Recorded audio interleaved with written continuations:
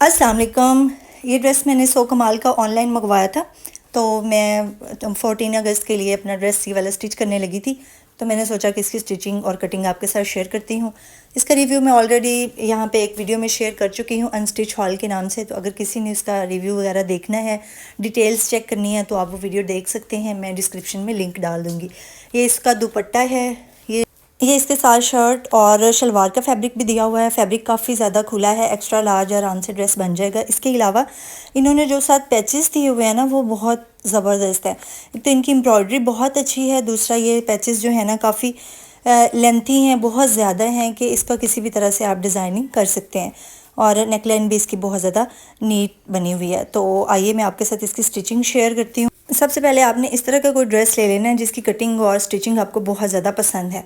तो सिंपली आपने अपना फैब्रिक जो है वो बिछा लेना है, ओपन साइडेड अपनी साइड पे कर लेनी है। इसको 4 फोल्ड कर लेना है और इसके ऊपर अपना ट्राउज़र जो है वो सीधी तरह रख लेना है जैसे मैंने रखा है। इसके बाद आपने इसको निशान लगा लेने हैं जैसे जैसे ट्राउज़र की लेंथ का, और नीचे से जितना फैब्रिक आपने फ़ोल्ड करना है वो छोड़ के आपने इसकी निशानदही करके आपने इसकी कटिंग कर लेनी है। और उसके बाद ये शर्ट का फैब्रिक मैंने लिया है। शर्ट का फैब्रिक एक्स्ट्रा जो है वो मैं काट रही हूँ।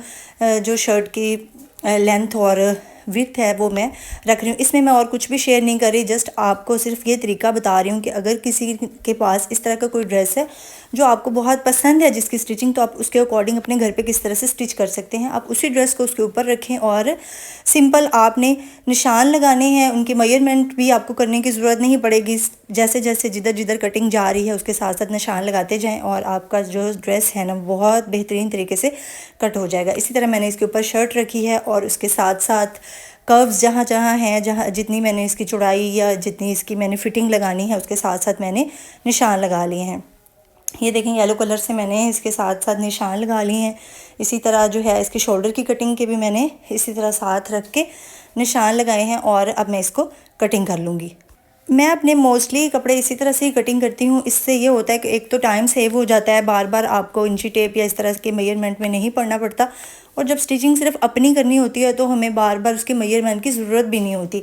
जो बहुत अच्छा सिला हुआ ड्रेस होता है ना, बस उसको उसके ऊपर रखें और अपने सूट की अच्छे से कटिंग कर लें। कटिंग करने के बाद इसकी डिज़ाइनिंग की बारी आती है कि हमने इसको डिज़ाइन किस तरह से करना है। तो वो फिर हम साथ साथ इसको सोचते रहते हैं और करते रहते हैं। अब ये मैंने निशान लगा लिया है। ये लें जी, ड्रेस की कटिंग भी हो गई है। मैंने निशान फिटिंग के और साथ साथ मैं लगा लेती हूँ ताकि मुझे बार बार जो है ना अपनी शर्ट को उठा के उसकी फ़िटिंग वगैरह चेक ना करनी पड़े। इस तरह से इसकी कटिंग हो गई है। अब इसके बाजुओं की कटिंग कर लेंगे। ये इसके बाजुओं का फैब्रिक है, इसके साथ बॉर्डर था तो जो मैंने पहले से उतार लिया है। अब इसको मैं जिस तरह से मैंने बाजू डिज़ाइन करने होंगे मैं वैसे इसको यूज़ कर लूँगी। मैंने कपड़े को 4 फोल्ड लगाया है, ओपन साइड अपनी साइड पे की है और ऊपर जो है स्टिच शर्ट के बाजू के ऊपर रख के साथ साथ इसकी निशानदही कर ली है। इसी तरह शोल्डर का निशान लगा लिया है और अब हमारे बाजू भी बहुत आसानी के साथ कटिंग हो जाएंगे और मैक्सिमम सूट को कट करने में सिर्फ 10 से 12 मिनट लगते हैं। अब आ जाते हैं जी, इसका जो नेक बनाना है, अगर वो एम्ब्रॉयडर्ड है तो मेरा दिल था कि मैं इसको सिंपल गोल ना रखूं, स्केलप बना लूं। तो मैंने पहले ऊपर बुकरम रखी है और डॉट्स लगाए हैं। उसके बाद इसको सिंपली मैंने कट कर लिया है। कट करने के बाद जो है इसको एक सिंपल फैब्रिक पे मैंने अटैच किया है और इसको इस्त्री के साथ इसके साथ चिस्पा करने के बाद इसकी कटिंग कर लेंगे। कटिंग करने के बाद जो है हमारी नेक जो है वो रेडी हो जाएगी।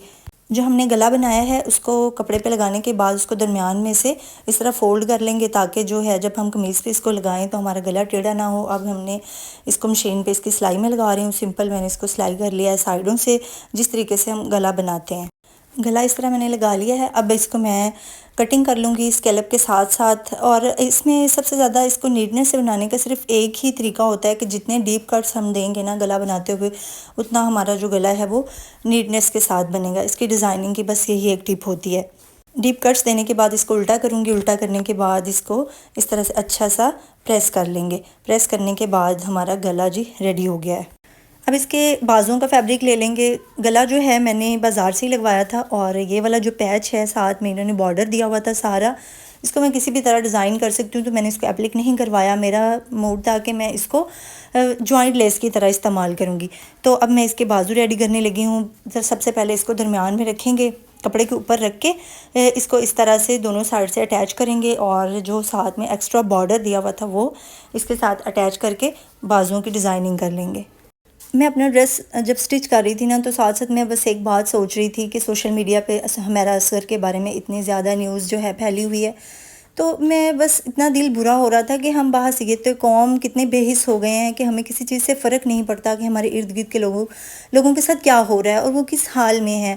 हमने कभी पूछने की, देखने की ज़हमत ही नहीं की। हम अपनी ज़िंदगियों में इस कदर बिज़ी हैं, यहाँ तक कि खून के रिश्ते भी इतने बेपरवाह और लापरवाह हो जाते हैं कि उन्हें फ़र्क ही नहीं पड़ता। तो ये बहुत दुख की सिचुएशन है। पता नहीं उसने इन आखिरी लम्हात में बेबसी में किसे पुकारा होगा, उसकी जान कैसे निकली होगी। एक तन्हाई और ऊपर से मौत की तकलीफ़, और हो सकता है वो बीमार हो। इस चीज़ को सोचा जाए तो एक लम्हे को सांस रुकता हुआ महसूस होता है। बहरहाल जो मर जाता है इसका मामला अल्लाह के सुपुर्द कर दिया जाता है। मेरी दुआ है कि अल्लाह इसकी बेहतरीन मेज़बानी करे, इसको जन्नतुल फिरदौस में जगह दे और हमें हदायत नसीब करे कि हम अपने इर्द गिर्द रहने वाले लोगों का ख्याल रख सकें। और बस हमें चाहिए कि हम उन लोगों की कदर करें, जो उनकी ज़िंदगी में उनकी कदर करें, जो हमें प्यारे हैं या जिनसे हम मोहब्बत करते हैं। तो बस उनके साथ हम अपना राब्ता कायम रखें, और अगर कुछ दिन कोई नज़र नहीं आता तो कम से कम उसका हाल अहवाल पूछने के लिए उसके दरवाज़े तक जा सकें।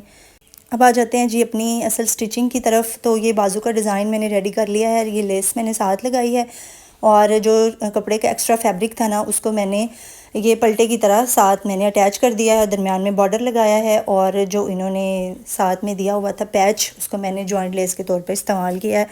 तो ये जी हमारी बाजू की फुल जो है ओरिजिनल शक्ल सामने आ गई है कि मैंने किस तरह से बनाया है, इसकी डिज़ाइनिंग कैसे की है। अब ये मैंने ट्राउज़र का फैब्रिक ले लिया है, साथ जो पैच था उसको मैं जॉइंट की तरह ही यहाँ पे भी लगाने लगी हूँ।